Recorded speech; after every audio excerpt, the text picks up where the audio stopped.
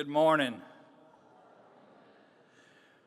What an inspiring group of entrepreneurs we've seen this year in our Ag Innovation Challenge. Their creativity and determination reminds us of how bright the future of agriculture truly is. And we're fortunate to have a partner in Washington who understands the importance of innovation in agriculture and who values the role of American farmers and ranchers in keeping our nation's food secure. Secretary Brooke Rollins is originally from Glen Rose, Texas, but she is no stranger. Yes, go ahead, Texas. She is no stranger to Washington, D.C. During President Trump's first administration, she was the Director of Domestic Policy Council and Assistant to the President for Strategic Initiatives in the White House. She also previously served as Director of the Office of American Innovation. In her first term, in her first year of USDA, Secretary Rollins has brought farmers and ranchers to the table to discuss challenges and opportunities in farm country. And she has visited farms across the country to see and hear firsthand about what we are facing. She has been an advocate for policies that respect farmers and has delivered critical support to help farmers and farm families that are struggling to hang on.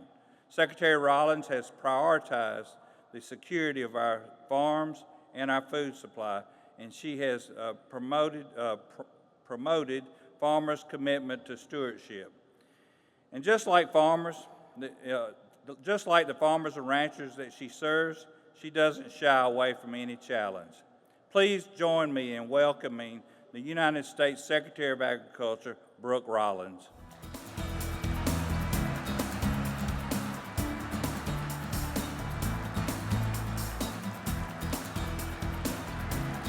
Hi, thank you. You're welcome. It was beautiful, thank you. Thank you so much. How about a big round of applause for Zippy Duval, everybody? And did I hear there may have been some Texans in the audience? I mean, that's what I like to hear. Y'all, thank you. Thank you, thank you, thank you. What a privilege it is to speak here before you at the 107th American Farm Bureau Convention. 107th. I was telling the guys, I think it may have been the 4th or 5th one. I was telling the guys backstage where I was named first runner-up in the Miss Texas Farm Bureau pageant. Maybe the 20th one, but it's been a while. But having grown up in and around the Texas Farm Bureau on my family's little place in Glen Rose, also in the summers and throughout the year on my family's row crop farm in Minnesota. Any Minnesotans out there? I love it, I love it. The importance of this organization and what you all stand for and how grateful I am for all of the farmers and ranchers that are here today and so many producers. It's just such a joy to see such an impressive crowd of farmers and ranchers and leaders who are passionate about improving today's agricultural landscape. When you look at what made America great 250 years ago, it really was our farmers and our ranchers, and agriculture has been at the center of this country from the beginning. So you all are carrying on that dynasty, that tradition, and it's just my greatest honor to represent all of you in Washington. Again, I want to thank the American Farm Bureau Federation for hosting us here in California. And again, I especially want to thank Zippy and his incredible team, many of whom I got to speak with backstage just a few minutes ago. Zippy has been a great leader. The team has been just remarkable. Joby, I know, is a former USDA-er under Sonny Perdue and does a great job as well for Farm Bureau. But the ups and the downs of American agriculture over the past decade with Zippy at the helm, his tireless work, his servant's heart, and his work for all rural communities across our nation continues to be such a vital and important part of the fight to make American agriculture great again. So thank you for that, Zippy. Before I begin, I want to take a moment and acknowledge the passing of my good friend and many of you in the room, especially the Californians' good friend, Representative Doug LaMalfa. He faithfully served here in this beautiful state in the 1st Congressional District for 13 years. As I was flying in this morning, I was looking through my text messages, and the last message I got from him was right before Christmas. And we were talking back and forth about the importance of saving the water for our Potter Valley farmers, who I know many of you are here in the room today as well. Up until the very end, he was fighting for the very heart of our country, and he will be so desperately missed. And what a profound time of loss. And certainly our hearts, our thoughts, and perhaps most importantly, our prayers are with Doug and his family. I also want to do a big shout out. I know I've got some USDA staffers here. Our Deputy Secretary Stephen Vaden is here. I know a lot of you heard from him. Bill Beam, our FSA Administrator. Pat Swanson, our RMA Administrator. Aubrey Betancourt, our NRCS Chief. And so many more of our incredible team. If you will help me thank our USDA team. They work 7 days a week, 24 hours a day.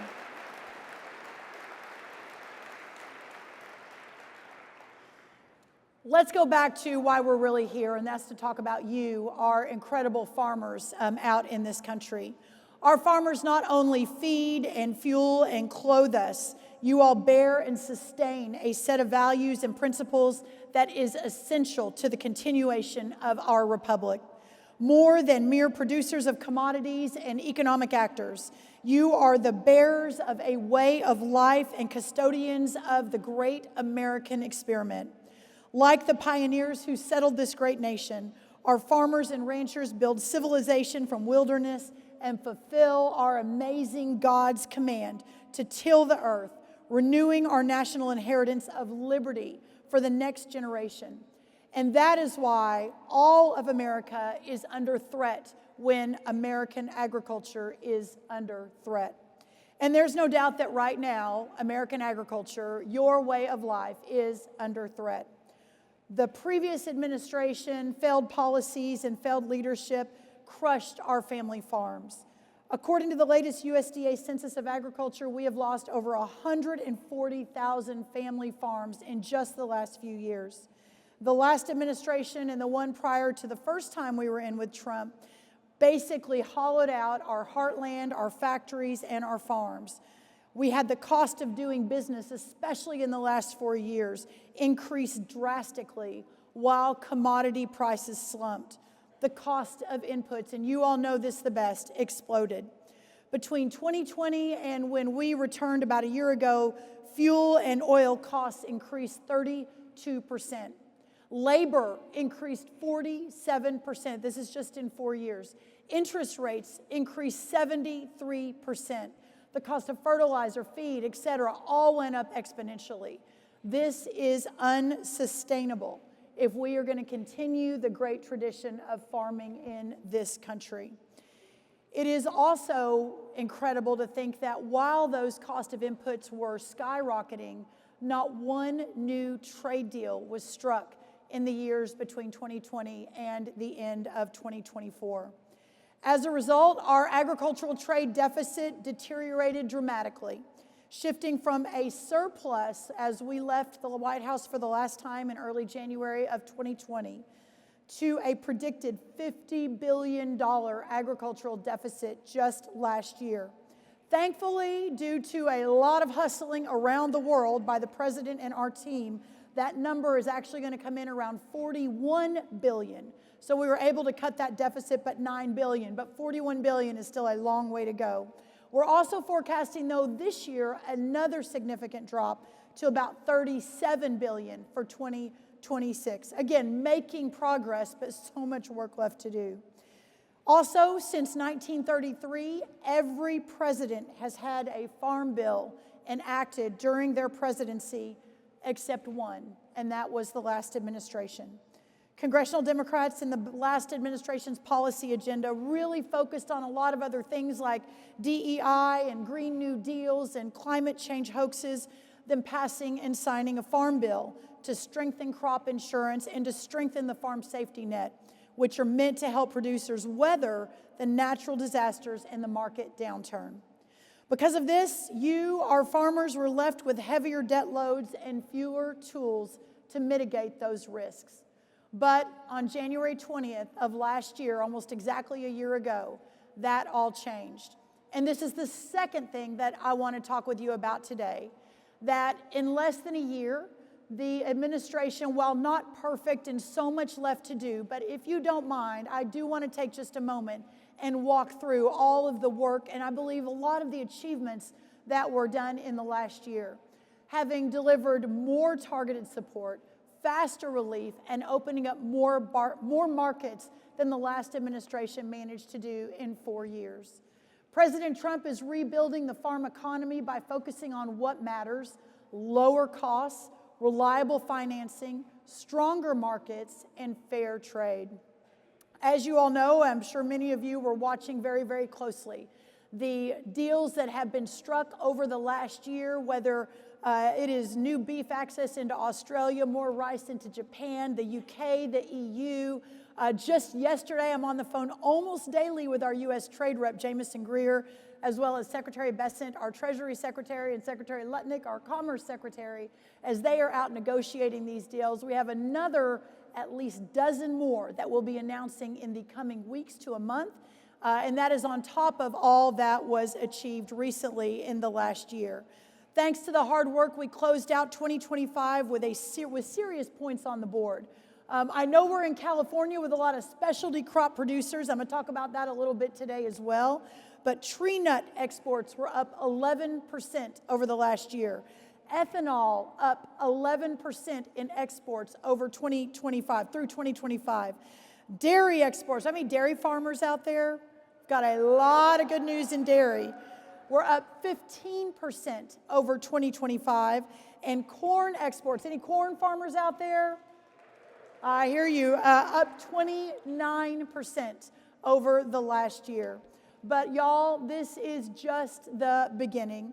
And I have no doubt that we will continue and score even bigger wins for you, our beloved farmers and our producers in 2026.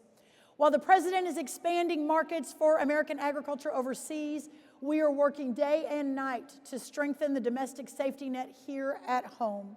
A massive source of relief, hopefully for everyone in this room, was this past summer when the president signed the One Big Beautiful Bill into law. The largest working and middle-class tax cut in history, the largest. Across the country, real take-home pay on average will increase up to $10,000 for a family of 4. This is real money. Increased reference prices for the first time in over a decade. Is that good news to a lot of you in this room? Crop insurance improvements, enhanced coverage, and lower premiums, saving producers an estimated $400 million a year, and expanding the new and beginning farmer definition and premium benefits from 5 to 10 years. We made in that bill the death tax exemption permanent for almost 2 million family farms and indexed it to inflation.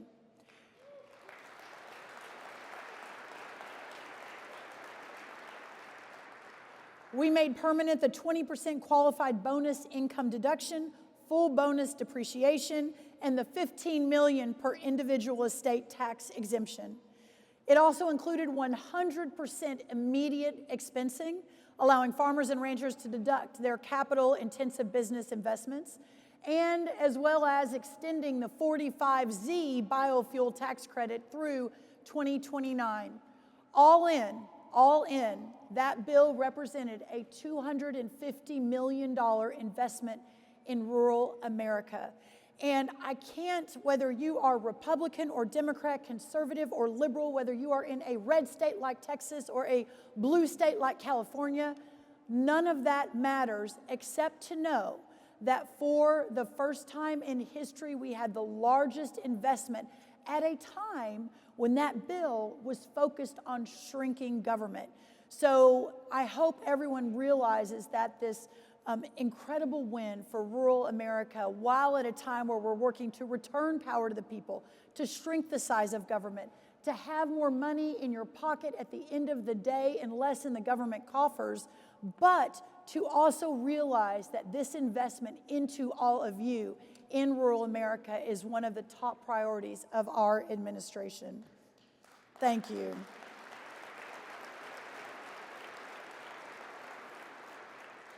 We want to give our children, your children, every opportunity to thrive in rural America, every opportunity. And we want to ensure that you all, our producers, have what you need to thrive and therefore build your business and take care of your family.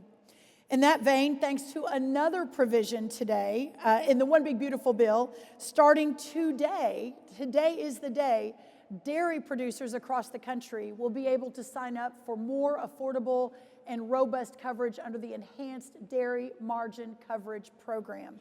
That's happening today. And also today, we are beginning the process of adding up, the USDA back at the headquarters in Washington, is adding up to 30 million new acres to the ARC and the PLC programs. This is the first time base acres have been added to those programs since 2002. So it's very long overdue. So again, hopefully more good news for so many of you.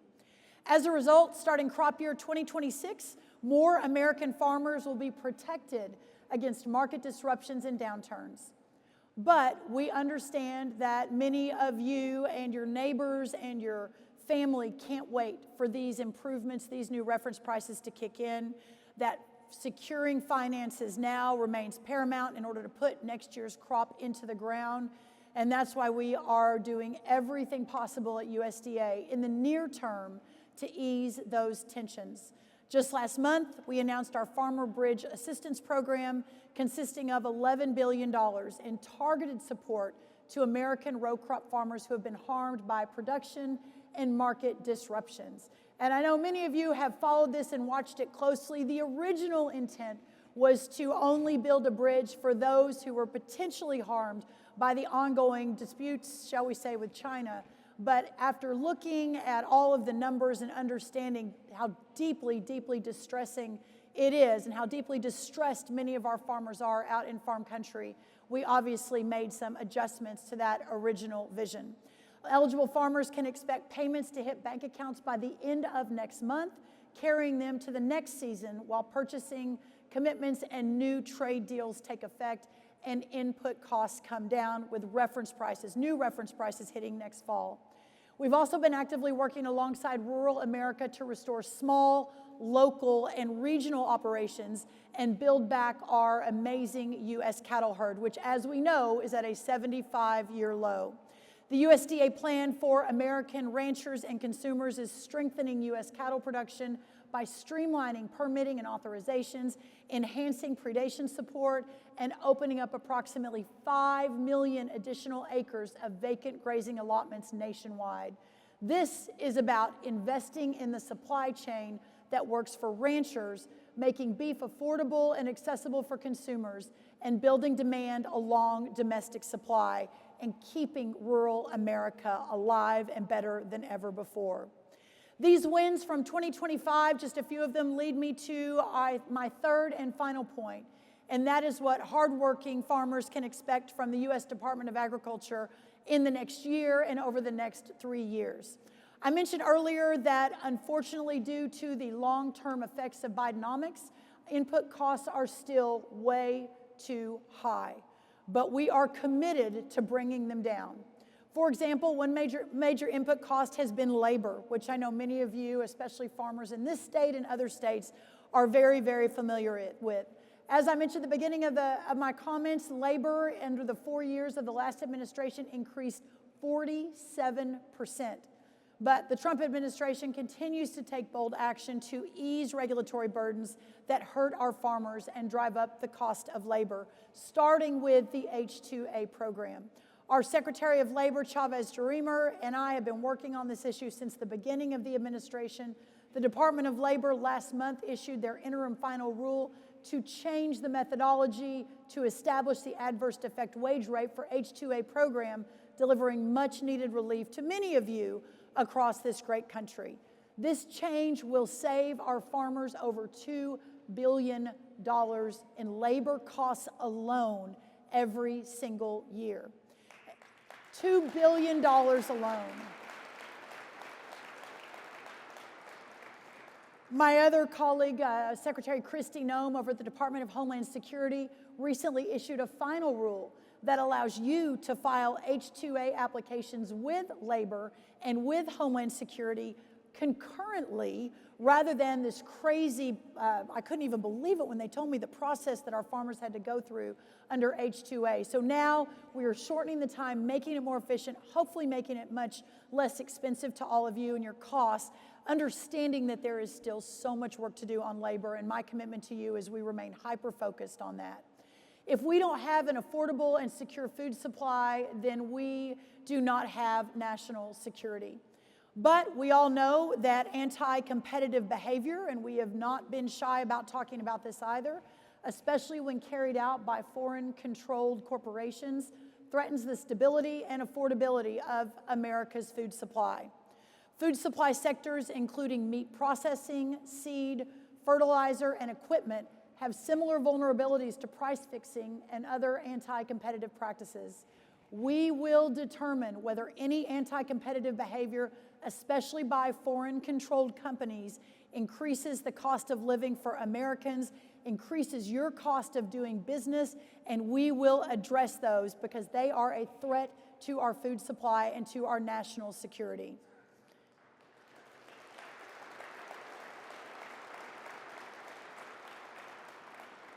While President Trump's efforts have successfully brought down the price of a lot of everyday staples, fruits, vegetables, dairy, eggs, pork, ground beef, harmful measures like Proposition 12 here in California are undermining affordability and closing off the market for so many farmers.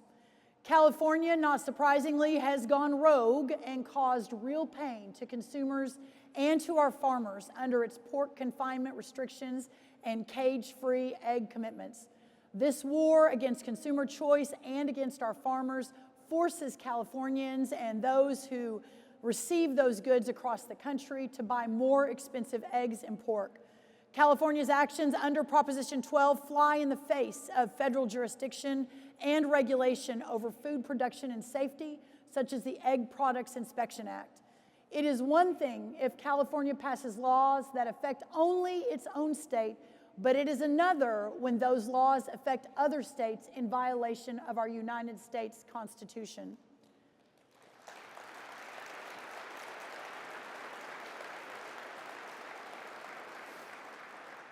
Thankfully, the Trump administration is standing up against this overreach. Last year, our Department of Justice filed a lawsuit against the state of California, Governor Gavin Newsom, Attorney General Rob Bonta, and other state officials. These oppressive actions cannot be allowed to continue. Freedom must win the day for the good of consumers and for the sake of our farm economy, which has an abundance of wholesome, healthy food just waiting to reach the market and end up on dinner tables across the nation. In contrast to Governor Newsom's antics, President Trump has been opening up market opportunities for our farmers left and right.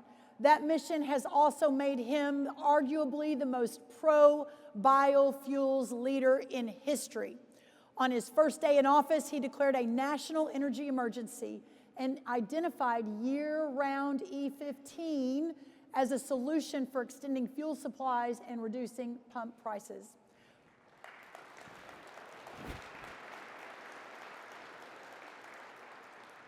While the Trump administration has gone as far as we can regulatorily to provide EPA E15 waivers, Congress must now do its job and pass nationwide year-round E15 legislation to continue to drive domestic crop demand, a clear win-win for farmers and consumers.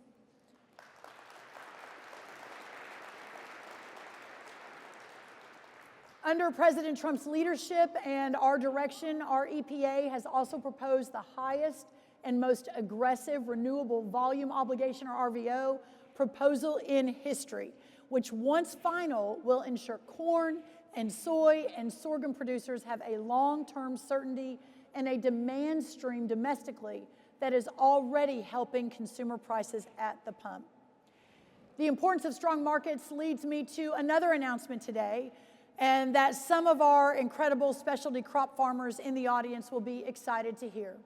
Today, the USDA is announcing we will purchase another additional $80 million in U.S.-grown commodities to provide nutrition assistance to communities across the country. Specifically, through USDA's authority under Section 32 of the Agriculture Act of 1935, the department will buy almonds, grape juice, pistachios, and raisins, all which will be produced by our hardworking American farmers, many of you in the state of California here today.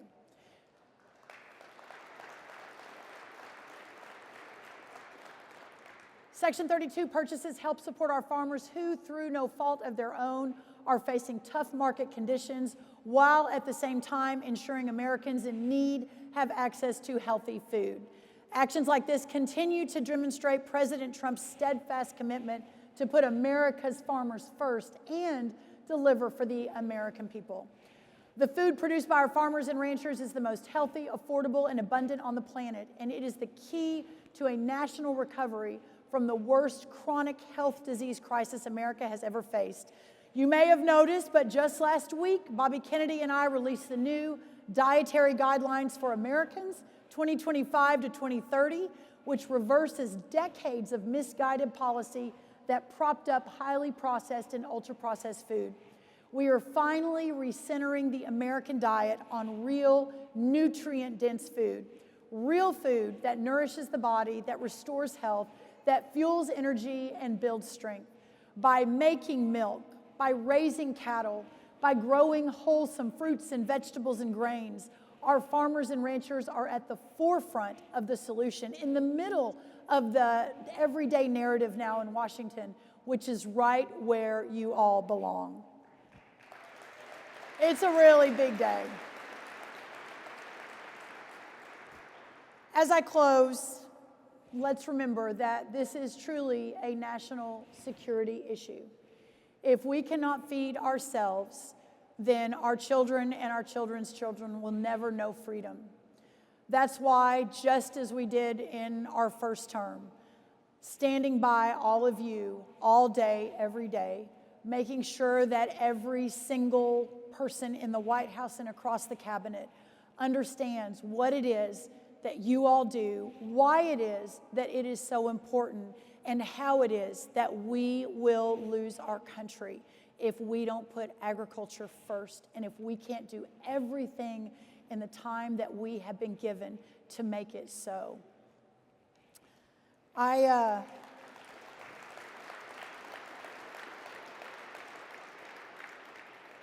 As I leave this stage today, I just want to take a moment of personal reflection. I had the written remarks because there was so much that I wanted to point out, but just a little point of personal privilege. We have been for the last year in my hometown church studying Exodus, and it's interesting. I'm guessing most of you, if not all of you, go to church and are believers and understand that we've already won, right? We've already won.